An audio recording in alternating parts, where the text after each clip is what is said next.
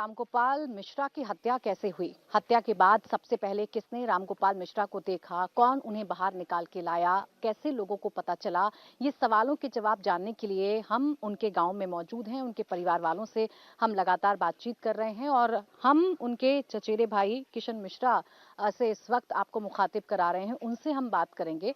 किशन जी, अगर मैं गलत नहीं हूं तो आप ही हैं जो अंदर गए थे और रामगोपाल मिश्रा को बाहर लेकर आए थे। आप बताएंगे उस शाम को क्या हुआ था? शाम लगभग 4 बजे हुए थे। हम लोग विसर्जन के लिए पहुंचे तो वहाँ पहले से शायद पथराव किया था उन्होंने, तो हम लोग जब पहुंचे तो पुलिस ने लाठीचार्ज कर दी थी। तो वहाँ भगदड़ मच गई, सब भागने लगे।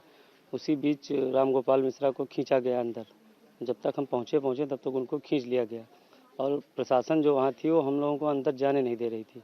जब तक हम अंदर पहुँचे तब तक बुरी तरह क्षतिग्रस्त हो चुका था वो। जब उसके पास हम पहुँचे तब लहूलुहान पड़ा हुआ था वो। जब उसे उठाने के लिए हम पहुंचे तो फायरिंग हम पर भी चालू हुई। 3-4 राउंड फायरिंग हम पे भी की गई। किसी तरीके से हम 3-4 लोग थे निकालने वाले, किसी तरीके से उसको बाहर निकाल कर लाए। जब बाहर पहुंचे तब भी किसी प्रशासन ने कोई गाड़ी नहीं मुहैया करा के दी जो हम उसको सिटी अस्पताल तक लेके जाएं। तो खुद की बाइक से लेकर जब उसे अस्पताल पहुंचे तो डॉक्टरों ने उसे मृत घोषित कर दिया। ठीक है।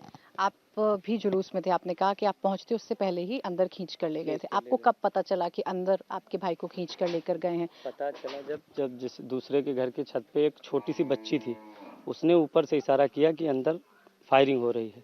तब हम लोग जब अंदर पहुंचे तब तक वो अब्दुल हमीद का घर था। अब्दुल हमीद का घर था और हम दूसरे के घर से उनकी छत पर पहुंचे हैं। जब छत से जब नीचे देखा, अब्दुल हमीद ने अपने सारे गेट बंद कर रखे। सारे गेट बंद कर रखे थे। ठीक है। आप लोग दूसरे की छत से कूदकर उस घर में गए। जब आप वहां पर पहुंचे उस घर में, उस वक्त अब्दुल हमीद आपको कौन फायरिंग कर रहा था? अब्दुल हमीद का लड़का वो फायरिंग कर रहा था, रिंकू। वो फायरिंग कर रहा था। हाँ, और अब्दुल हमीद वो भी साथ में खड़ा था।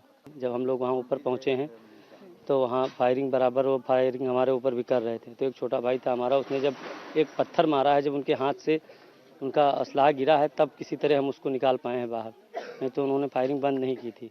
कितने राउंड लगभग फायरिंग हुई होगी? अब वो तो पीएम में भी पोस्ट हुआ है कि 24 राउंड उसको लगी है। बाकी हम पे कितनी 22 छर्रे लगे। हाँ, बाकी हमें तो गिनती नहीं है कितनी हम पर हुई, पर लगी नहीं एक भी। उनको चोट भी है ना, मारा गया सर पे है। भी चोट लगी है। सर पे चोट। हाँ, धारदार हथियार से भी हमला किया गया। उसके तो नाखून भी निकाले गए, बहुत बेरहमी से मारा गया है उसे। जब आप अंदर पहुंचे तो अब्दुल हमीद जो है और या उसका जो बेटा है, वो मार रहे थे, पिटाई चल रही थी या धारदार हथियार से वार किया जा रहा था या दूर से खड़े होकर बंदूक चला रहे थे? जब हम पहुंचे तब वो क्षतिग्रस्त पड़ा हुआ था। उसकी बॉडी गायब करने का भी प्लान था उनका कि बॉडी भी ना मिले, जिससे कोई केस बने ही ना। अगर हम लोग ना पहुंचते तो शायद अगर 5 मिनट और लेट करते तो बॉडी भी नहीं मिलती।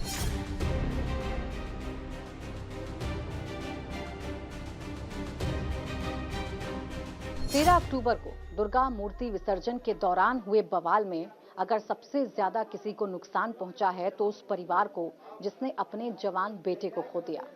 22 साल के रामगोपाल मिश्रा की जिस तरीके से निर्ममता से हत्या की गई, बेरहमी से हत्या की गई, उसके बाद परिवार लगातार गुस्से में है, इंसाफ की मांग कर रहा है, प्रशासन से ये गुहार लगा रहा है कि उनके बेटे के दोषियों को जल्द से जल्द सजा दी जाए, मौत की सजा दी जाए।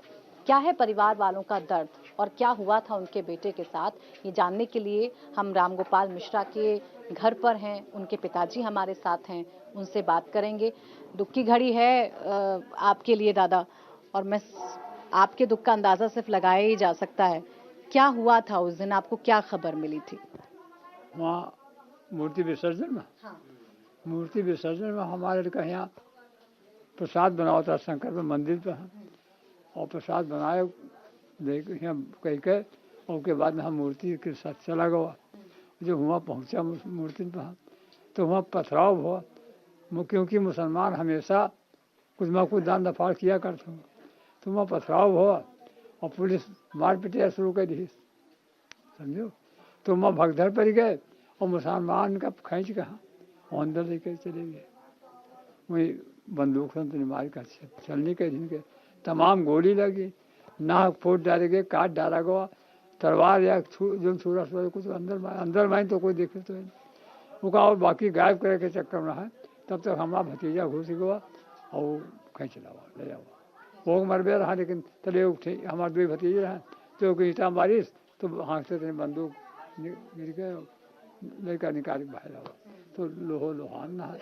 आपने तो देखा है अपने बेटे को, वो शुरुआत से ही धार्मिक कार्यक्रम में दिलचस्पी लिया करते थे। दिन जावा करता रहे और पूजन प्रसन्न करता रहे, स्नान करता रहे, और हनुमान जी का और शंकर जी का प्रसन्न रहे, धार्मिक प्रवृत्ति के रहे। यह धार्मिक प्रवृत्ति के न होत कहे जात।